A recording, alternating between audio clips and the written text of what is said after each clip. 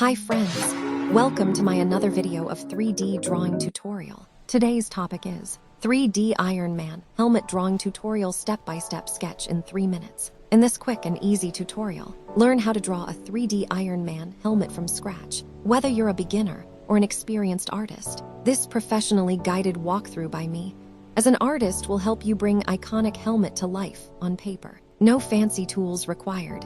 Just grab a pencil and paper and follow along. Perfect for Marvel fans, aspiring artists, and anyone who loves superhero sketches. There are more 3D drawings in my channel. Visit on those. I also share here the link of the videos. There are more video of this topic, which I just posted before some days. Please watch this video to easy understand how the 3D drawing is working on paper. I also posted those videos link in my description box. Don't forget to like, comment, and subscribe for more superhero and 3D art tutorials every week. Thank you.